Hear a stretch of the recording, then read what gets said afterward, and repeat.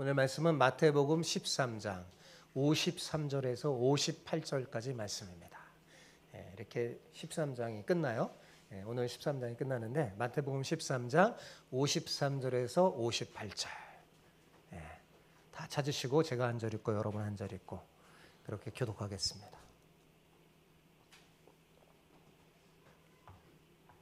자, 제가 먼저 읽겠습니다. 예수께서 이 모든 비유를 마치신 후에 그곳을 떠나서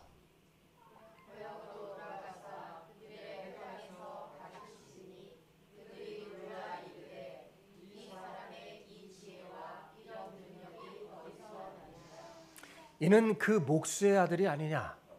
그 어머니는 마리아, 그 형제들은 야고보, 요셉, 시몬, 유다라 하지 않느냐?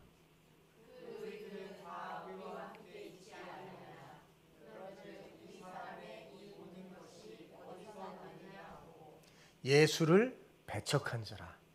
예수께서 그들에게 말씀하시되 선지자가 자기 고향과 자기 집 외에는 존경을 받지 않음이 없느니라 하시고 그들이 믿지 않음으로 말미암아 거기서 많은 능력을 행하지 아니하시니라. 아멘. 익숙함에 속아 보물을 잃어버린 사람들이라는 제목으로 여러분과 함께 은혜를 나누고자 합니다. 사람들은 대부분 익숙한 걸 좋아하죠. 왜냐하면 익숙함이 주는 편안함과 안정감 때문입니다. 저 역시 익숙한 장소, 익숙한 물건, 익숙한 사람을 좋아합니다. 익숙함이 주는 그 편안함과 안정감이 너무 좋기 때문이에요. 사실 처음부터 익숙한 건 없죠. 처음에는 다 어때요?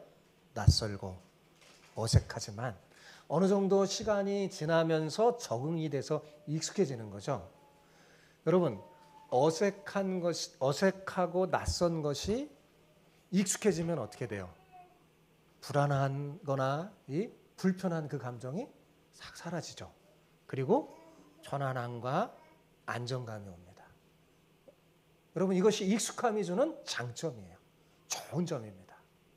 그러나 그 익숙함이 주는 나쁜 점도 있어요. 우리는 이것을 주의해야 합니다. 익숙함이 때론 우리를 게으르게 하고 타성해졌게 만들어서 정말 소중한 것을 잃어버리게 만듭니다. 무엇보다도 우리가 그 익숙함에 속아버리면 아무리 가까이에 보물이 있어도 그것이 보이지 않게 돼요. 결국에는 그 보물을 잃어버리고 맙니다. 이것이 익숙함의 함정이에요. 여러분, 우리 오늘 읽은 이 본문에는 바로 이 익숙함에 속아서 보물을 잃어버린 사람들이 나옵니다. 그들이 누굴까요? 읽었잖아요. 그들이 누굴까요?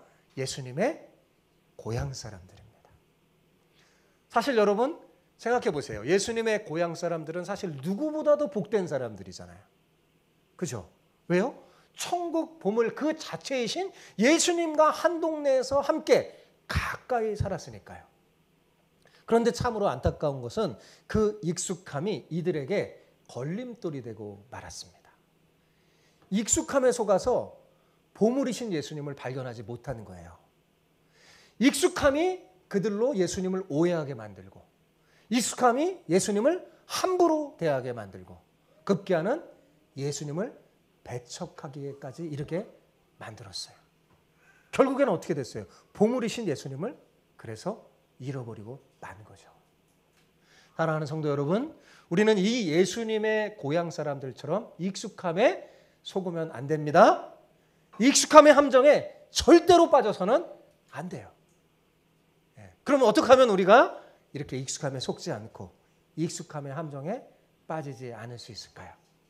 그것은 아침마다 새롭고 늘 새로운 천국의 보물을 열면 됩니다. 어떻게 해요? 지난 시간 제가 가르쳐줬죠. 천국의 보물창고에 들어가서 보배함을 여는 것. 보물창고에 여러분 다 있다고 그랬잖아요. 여러분에 있는 그 보물창고에 들어가서 여러분의 보물함을 열고 새 것과 옛 것을 가져다가 여러분 먼저 경험하고 다른 사람을 나누어주는 삶을 살면 됩니다. 그러면 절대로 익숙함에 속지 않고 익숙함의 함정에 빠지지 않게 돼요. 왜냐하면 하나님이 내게 주신 그 보물함 속에서 건져낸 그것은 늘 새롭고 아침마다 새롭기 때문에 그렇습니다. 익숙해지지가 않아요. 늘 새로운 보물로 우리는 늘 끄집어내서 경험할 수 있으니까요. 자, 오늘은 이렇게 축복하며 옆 사람에게 축복하며 인사했으면 좋겠어요. 익숙함에 속지 않아 소중한 보물을 잘 지키길 축복합니다. 자, 이렇게 인사하는 거예요. 서로 시작. 익숙함에 속지 않아 소중한 보물을 잘 지키시기를 축복합니다. 아멘. 자, 오늘 본문 한번 읽어봅시다. 53절, 54절을 같이 읽어볼까요? 자, 시작. 예수께서 이 모든 비유를 마치신 후에 그곳을 떠나서 고향으로 돌아가사 그들의 회당에서 가르치시니 그들이 놀라 이르되 이 사람의 이 지혜와 이런 능력이 어디서 났느냐. 자, 예수님은 갈릴리 여러 지역을 돌아다니면서 천국 복음을 전하고 가르쳤어요. 그죠? 그렇게 가르친 후에 고향인 나사렛으로 돌아갔습니다. 아마 이 고향 방문은 두 번째 정도인 것 같아요. 예, 초창기 처음에 사역한 얼마 되지 않고 고향 방문한 내용이 누가복음 4장 정도에 나오거든요. 그 다음에 조금 더 지난 다음에 한 번 더 방문한 거예요. 자, 이곳에서 예수님은 그가 어려서부터 다녔던 그 회당에 가서 사람들에게 말씀을 전했어요. 여러분, 당시 이 회당은 예루살렘 성전과 달리 마을마다 있었습니다. 그럼 회당에는 누가 있을까요? 그 회당을 이끄는 회당장이 있습니다. 그래서 그 회당장이 허락을 하면 누구든지 나와서 율법을 낭독해요. 그날 이렇게 정해진 낭독하는 그 본문이 있어요. 그럼 그 율법을 낭독하고 설교할 수 있는데 지금 뭐예요? 예수님에게도 그런 기회가 주어졌던 겁니다. 여러분이 사도행전에 읽으면 바울이 그랬던 걸 알 수 있죠. 회당을 찾아갑니다. 전도할 때. 이방에도 있거든요. 이스라엘 지역만 있지 않아요. 이스라엘 유대인들은 밖에 나가도 늘 자기들의 공동체가 모여서 회당을 만들어요. 그리고 회당을 찾아가죠. 회당을 찾아가요. 그러면 언제든지 회당장이 허락하면 그 성경 말씀을 읽고 간증하거나 설교할 수 있었어요. 예수님이 지금 그런 겁니다. 자, 그렇다면 여러분, 예수님은 어떤 설교를 하셨을까요? 아마도 앞서서 갈릴리 여러 지역에 다니면서 가르쳤던 천국 복음을 가르쳤던 것 같이 천국 복음에 관한 설교를 했을 겁니다. 이 말씀이 무엇을 의미하는지 그것을 알려주고 하나님의 나라, 천국에 대해서 사람들에게 가르치며 설교했을 거예요. 본문은 이런 예수님의 가르침에 대한 고향 사람들의 반응에 대한 이야기예요. 그죠? 고향 사람들이 어떤 반응을 했는지. 자, 그들이 보였던 반응은 두 가지였습니다. 첫 번째는 뭐냐? 놀라는 거였어요. 첫 번째로 그들이 예수님에 향하여 보였던 반응은 놀라는 것. 자, 54절 후반부 다시 한번 읽어볼까요? 그들이 놀라 이르되 이 사람의 이 지혜와 이런 능력이 어디서 나느냐. 여기서 놀라라고 번역된 에클레시테사이는 경악하다라는 뜻이에요. 그러니까 지금 예수님에 대한 고향 사람들의 놀라는 반응은 그냥 깜짝 놀라는 정도가 아니죠. 거의 정신적 평정을 일으킬 정도로 소스라치게 놀라는 거예요. 자, 이들이 예수님이 말씀을 가르치는 거 보고 이렇게 정말 소스라치게 놀란 반응이 뭔가 가만히 우리가 성경을 들여다보면 예수님의 지혜와 능력 때문이었어요. 뭐 때문이었다고요? 예수님의 지혜와 능력 때문이었어요. 아마도 예수님께서 고향에서 말씀만 가르친 게 아니라 병든 사람을 고치는 능력도 행하셨던 것 같아요. 왜냐하면 예수님은 항상 말씀을 전하면 항상 아프고 힘든 사람이 와요. 그러면 고쳐주시죠. 똑같이 했던 것 같아요. 그러니까 예수님 고향 사람들은 예수님의 그 지혜로운 가르치심에 놀라고 또 병 고치는 능력 행하심에 또 한 번 소스라치게 놀란 거예요. 자, 그렇다면 이 고향 사람들은 왜 이렇게 경악할 정도로 놀라는 반응을 보인 걸까요? 그건 예수님이 불과 얼마 전만 해도 자기들이 주문한 의자나 탁자를 만들어주는 그 몫으로 특별한 교육을 받은 사람이 아니라는 것을 잘 알고 있었기 때문입니다. 그런데 그 입에서 전해지는 말씀은 지금까지 누구에게도 들어보지 못했던 지혜와 능력으로 충만한 거였어요. 그래서 사람들은 수근거립니다. 55절, 56절. 어떻게 수근거려요? 이는 그 목수의 아들이 아니냐. 그 어머니는 마리아. 그 형제들은 야고보, 요셉, 시몬, 유다라 하지 않느냐. 그 누이들은 다 우리와 함께 있지 아니하냐. 그런즉 이 사람의 이 모든 것은 어디서 났느냐 하면 수근거리는 거예요. 쉽게 풀어서 여러분에게 실감나게 제가 다시 한번 설명해 주면 이런 거죠. 야, 저 사람 우리가 알고 있는 저 요셉의 아들, 목수 요셉의 아들 아니야? 그의 어머니 형제자매들 우리 다 알고 있는데 도대체 이게 뭔 일이래? 하면서 서로 수근수근거린 겁니다. 그들이 놀란 이유는 지금까지도 그 어떤 사람에게도 들어보지 못했던 예수님의 그 남다른 지혜와 능력 때문이었어요. 깜짝 놀란 거죠. 예수님에게서 저런 게 나오고 예수님이 저런 말씀 가르칠 건지 너무나 예상 밖의 일로 깜짝 놀랐어요. 이들은 예수님이 타고 오신 자동차가 고급 승용차고 그의 손목에 찬 시계가 무슨 굉장히 좋은 시계여서 놀란 게 아닙니다. 늘 타지에다가 고향에 방문하면 사람들 뭐예요? 빌려서라도 렌트해서도 좋은 차 타고 가잖아요. 좋은 옷 입고. 예수님은 그래서 예수님이 옷을 입은 옷, 그가 타고 온 차, 뭐 그 모습 때문에 놀란 게 아니에요. 그들이 놀란 이유는 뭐예요? 딱 한 가지예요. 예수님의 영적인 모습 때문에 그랬어요. 예수님의 지혜와 능력 때문에 그들은 놀란 것입니다. 그런데 이 예수님에 대한 고향 사람들의 이런 반응은 과연 좋은 걸까요? 좋은 게 아니에요. 왜냐하면 그건 믿음의 반응이 아니기 때문에 그렇습니다. 이들이 예수님의 그 지혜와 능력이 넘치는 말씀을 듣고 하나님께 영광을 돌리며 예수님을 영접했다면 얼마나 좋았을까요? 그러나 그렇지 않았어요. 그저 그냥 놀랄 따름이었어요. 그냥 놀란 것뿐이었어요. 그렇다면 이들은 왜 놀라기만 한 걸까요? 왜 이들은 예수님 보고 그냥 놀라는데 거기서 그친 걸까요? 그것은 한마디로 말해서 제가 설교에 말한 것처럼 익숙함 때문이었어요. 무엇 때문이었다고요? 익숙함.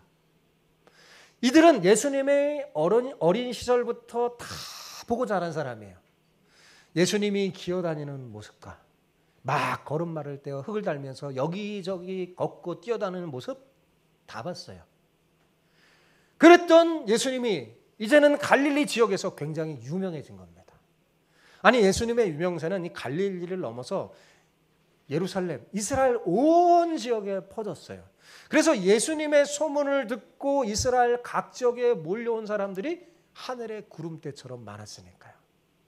뿐만 아니라 예수님의 권능으로 이 질병을 고친 사람이 한두 사람 정도가 아니라 엄청났으니까요.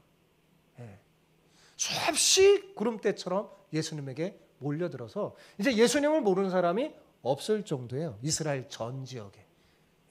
그렇게 유명세를 산 유명 스타가 된 거죠.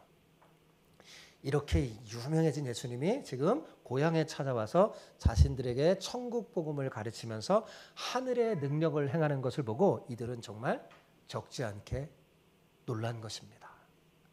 그런데 안타까운 것은 예수님에 대한 익숙함이 이들에게 걸림돌이 되고 만 거예요.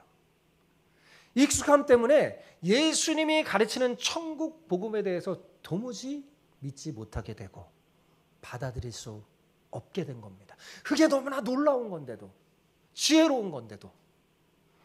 여러분 어쩌면 제일 무서운 게 뭐냐면 익숙함 때문에 진짜 중요한 것을 놓치는 겁니다. 급기야 어떻게 됐습니까? 이들은 나중에 어떻게 했어요? 예수님을 배척하기까지 했어요. 그죠? 57절 볼까요? 자, 57절. 시작. 57 같이 읽어봅시다. 시작. 예수를 배척한지라. 예수께서 그들에게 말씀하시되 선지자가 자기 고향과 자기 집 외에는 존경받지 않음이 없느니라 하시고. 자, 고향 사람들의 두 번째 반응이 뭐였어요?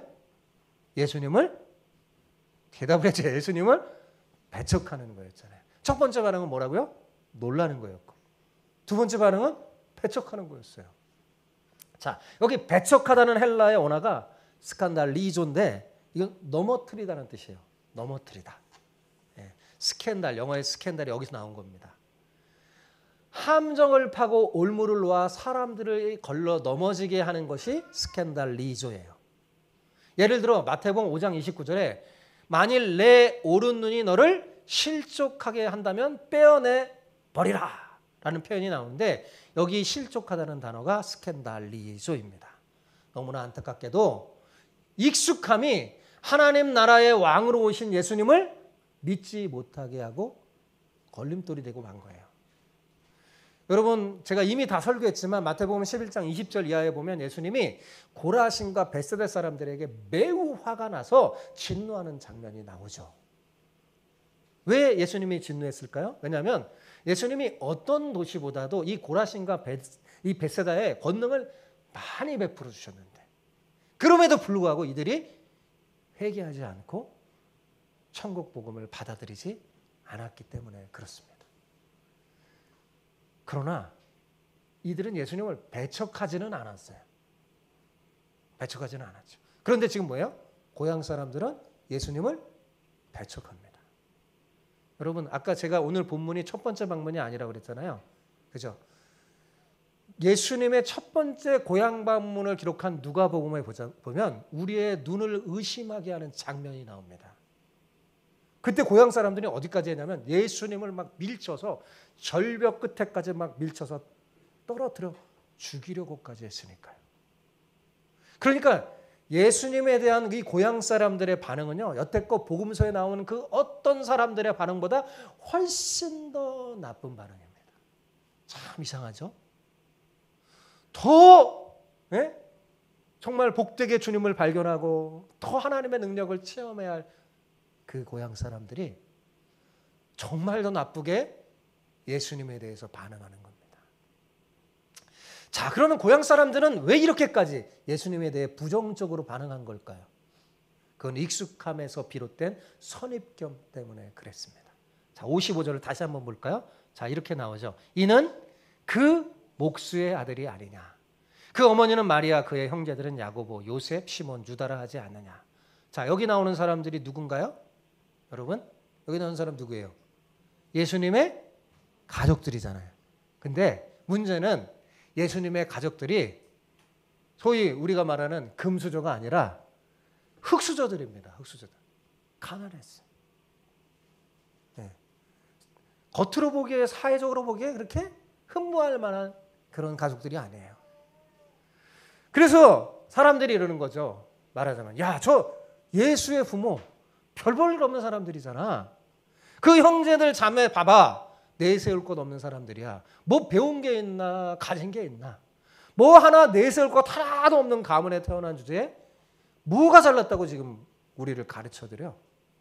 목수면 자기 주제를 알고 가구나 수리하고 만들어야지. 왜 저렇게 설치고 다니는 거야. 하면서 예수님을 마치 깔보는 겁니다. 참 슬픈 장면이죠. 사실 인간적으로 놓고 보면 예수님은 정말 별 볼 일이 없어 보입니다. 오늘날로 말하면 대학도 나오지 않은 좋은 교육을 받지 않는 그런 사람이에요. 네. 명문대 출신이 아니에요. 아예 대학도 졸업하지 않는 사람이죠. 그들의 보기에는 갈릴리 해변에서 목수의 아들로 목수 일만 배우고 자란 촌스러운 시골 청년일 뿐입니다. 그럼 그가 어느 날 유명해져서 갑자기 나타나서 남다른 하나님의 말씀을 가르치니까 놀라기는 하지만 어때요? 받아들이기는 어려운 거죠. 받아들이지 못하는 거예요.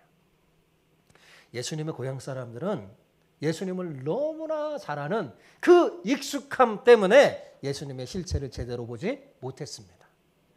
익숙함이 가져다주는 선입감이 급기야 예수님을 배척하기까지 이르게 된 겁니다. 이에 예수님은 선지자가 자기 고향과 자기 집에는 존경받는 일이 없느니라 말씀하시면서 그 자기 고향에서는 더는 많은 능력을 행하지 않으셨어요.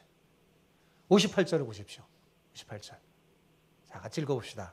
그들이 어떻게 해요?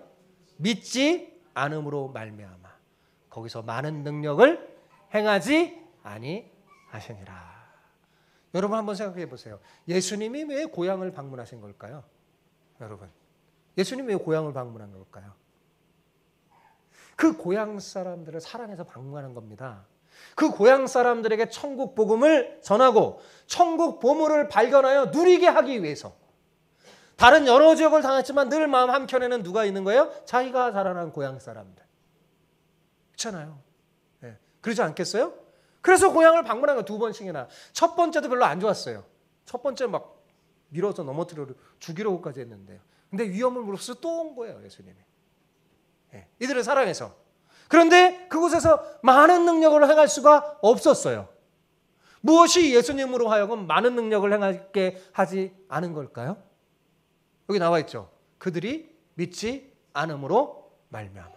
마태는 분명히 그들이 믿지 않음으로 말미암아 예수님께서 그곳에서 많은 능력을 행하지 않았다고 기록하고 있습니다. 여러분 같은 사건을 기록하는 마가복음 6장 5절에 보면 이렇게 되어 있어요. 마가복음 6장 5절 한번 봐주세요. 마가복음 6장 5절. 네. 거기 뭐라고 되어 있어요?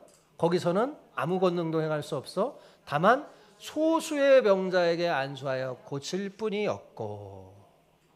도대체 막 예수님을 오해하고 믿지 않으니까 하는 권능을 행하지 않고 뭐예요? 소수의 사람들에게만. 그래도 예수님을 찾아오고 그 예수님을 막 하려고 하는 그 사람들만 이렇게 안수하여 고쳐줬다고 지금 나오고 있죠. 여러분, 자 이걸 통해 우리가 알 수 있는 게 뭡니까? 우리가 주님의 능력을 경험하지 못하는 단 하나의 이유가 있어요. 그건 뭘까요? 우리의 믿음 없음 때문입니다. 우리가 믿음이 없기 때문에 주님의 능력과 기적을 경험하지 못하는 거예요. 믿음이 없으면 우리는 주님의 능력을 경험할 수 없습니다. 믿음이 없는 곳에는 주님께서 능력을 행하지 않으시기 때문에 그래요. 만약 예수님의 고향 사람들이 익숙함의 함정에 빠지지 않고 주님의 지혜와 권능을 보고 막 믿었다면 그날 이 갈릴리 동네는요 천국이 임했을 겁니다. 천국 잔치가 벌어졌을 거예요. 그러나 안타깝게도 그들은 믿지 않음으로 이런 놀라운 일이 일어나지 않았습니다. 그런데 여러분, 우리는 어떻습니까? 혹시 우리도 예수님의 고향 사람들과 같지는 않나요? 익숙함에 속아서 천국의 보물을 삶 속에서 경험하지 못하고 예수님을 자꾸 밀어내고 배척하지는 않습니까? 제가 이렇게 보면 우리는 이렇게 생각하죠. 그래도 우리 부족하지만 우리는 예수님 고향 사람 같지는 않아 라고 생각할지 모르겠어요. 그런데 과연 그럴까요? 물론 우리는 예수님을 배척하지는 않습니다. 그런데 제가 물어보겠어요. 그런데 선택적으로 배척하는 건 아닌가요? 가만히 생각하면 가만히 한번 돌아보세요. 여러분 한번 생각해 보세요. 우리는 예수님의 모든 부분을 배척하는 게 아니라 선택적으로 배척합니다. 밀어내요. 어떨 때요? 바쁠 때 예수님을 배척하고 밀어냅니다. 마음이 힘들고 어려울 때 예수님을 배척해요. 우리의 상황 속에서 자꾸만 예수님을 밀어냅니다. 주님께서 은혜를 베풀어 주시려고 우리 삶을 찾아오는데 그것이 나에게 도움이 되지 않는다고 생각되면 예수님을 밀어냅니다. 고향 사람들처럼 말입니다. 물론 우리가 항상 예수님을 밀어내는 건 아니죠. 내 마음이 내키지 않을 때, 내가 예수님을 감당할 수 없을 때 우리는 선택적으로 예수님을 밀어냅니다. 문 밖에 세워두죠. 어떤 사람은 재정적인 부분에서 예수님을 밀어냅니다. 또 어떤 사람은 건강 문제가 생길 때 예수님을 밀어내죠. 또 어떤 사람은 중요한 진료를 결정할 때 예수님을 밀어냅니다. 우리의 삶을 잘 들여다보세요. 잘 들여다보면 10가지 상황 중에서 한 7가지 정도는 예수님을 받아들이지만 2-3가지 부분에 있어서는 예수님을 밀어낸다는 사실을 알게 될 것입니다. 그래서 우리는 예수님을 배척하지 않는다고 생각할지 모르지만 주님은 그렇게 생각하지 않아요. 그 부분만큼은 예수님을 배척하는 것이 분명하기 때문이죠. 여러분, 진정한 성경이 가르쳐주는 진정한 믿음은 선택적으로 믿는 게 아니에요. 모든 부분을 주님께 맡기고 그분을 받아들여 그분의 통치를 받는 게 성경에 말하는 진정한 믿음이에요. 부자 청년이 예수님 따르고 싶어서 믿고 싶어서 왔죠. 근데 모든 걸 주님 앞에, 모든 부분을 주님 앞에 맡기지 못하는 거잖아요. 네 재산을 가지고 나눠주라 하니까 주님을 밀어낼 수밖에 없죠. 그건 진정한 믿음이 아닙니다. 또 오늘 본문을 보면 사실 논리적으로 보자보면 예수님에 대한 고향 사람들이 보였던 그 두 가지 반응은 굉장히 모순적이죠. 여러분 생각해 보세요. 자, 여러분 설교 잘 들었는지 한번 물어볼게요. 자, 고향 사람들이 첫 번째 보였던 반응이 뭐예요? 놀람이죠. 네, 놀랬어요. 지혜와 능력에 놀랬죠. 자, 그러면 지혜와 능력에 놀랬으면 하다못해 칭찬이라도 해야 되잖아요. 그죠? 그런데 그 다음 태도가 뭐였습니까? 배척이었어요. 자, 그러면 생각해 보세요. 이 두 가지 반응이 잘 어울리나요? 놀라는 것, 배척하는 것. 솔직히 잘 어울리나요? 안 어울리죠. 모순적이에요. 그죠? 놀라는데 왜 배척합니까? 예? 놀라는데 왜 배척해요? 안 어울려요. 예수님이 가르치는 그 말씀이 놀랄 정도로 지혜와 능력이 넘친다면 도대체 왜 받아들이지 않고 도리어 예수님을 배척하는 걸까요? 얼마나 모순적인 반응이에요. 그죠? 이들은 자신들의 반응이 얼마나 어처구니 없는지조차 지금 모르고 있는 겁니다. 그런데 여러분, 우리도 혹시 그러지는 않느냐? 한번 스스로 물어보세요. 우리도 혹시 주님의 말씀이 진리이고 우리의 삶에 도움이 된다고 말하면서도 이런저런 상황 때문에 나는 따르지 못하겠다고 말하지는 않습니까? 우리 역시 모순적인 반응을 하고 있지 않냐는 말이에요.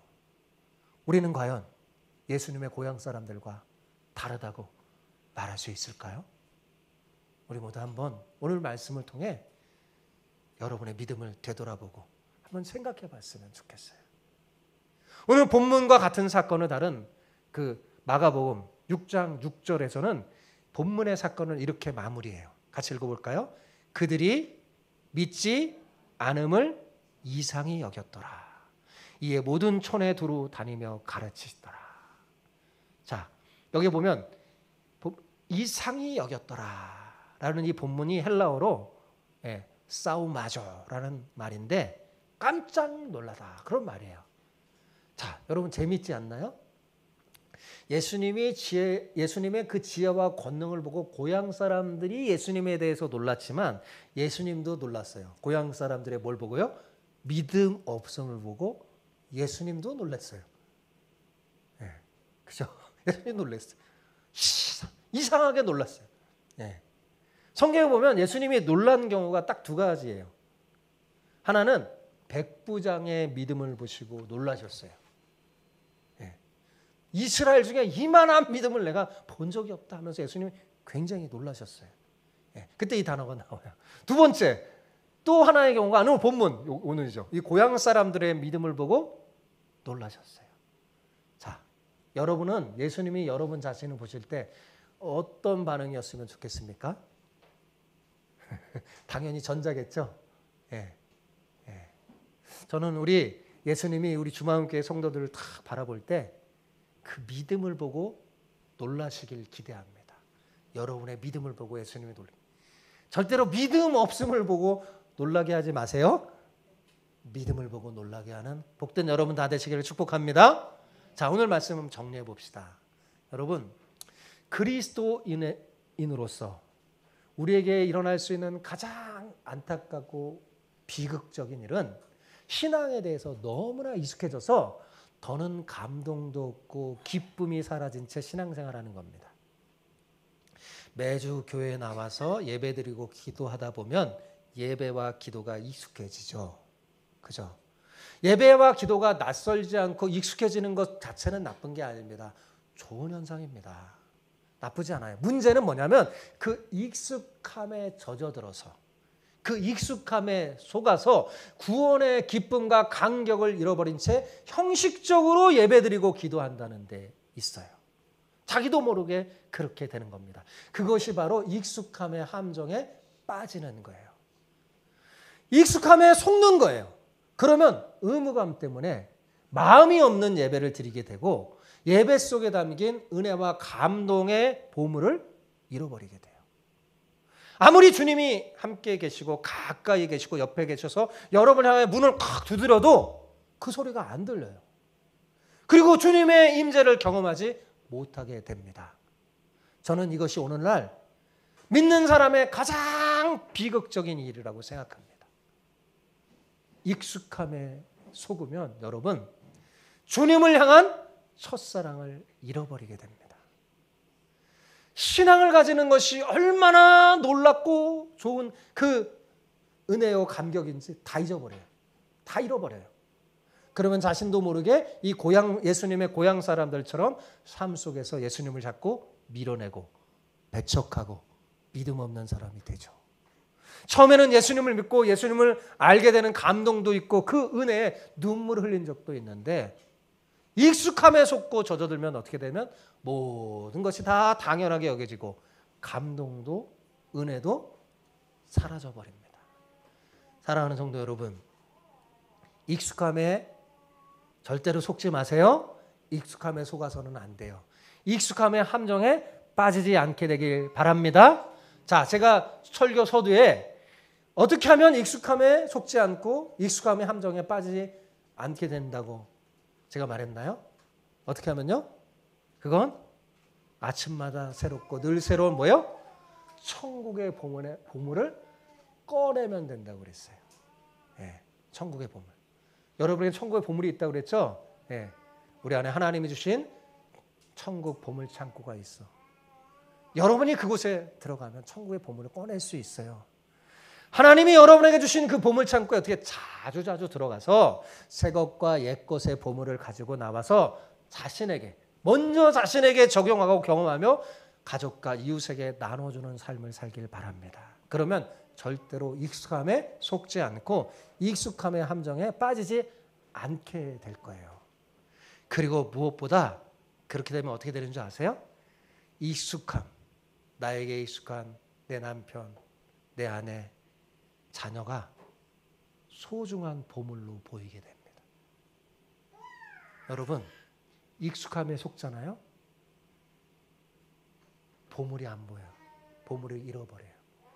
여러분의 가족이 보물임을 잃어버립니다. 여러분, 보물창고에 자주 들어간 사람은요, 때때로 주님이 내 남편과 아내와 자녀의 모습으로 내게 다가온다는 사실을 알게 됩니다. 여러분, 익숙함에 속으면요, 소중한 보물이 보이지 않게 되고 잃어버리는 거예요. 잃어버리는 거예요.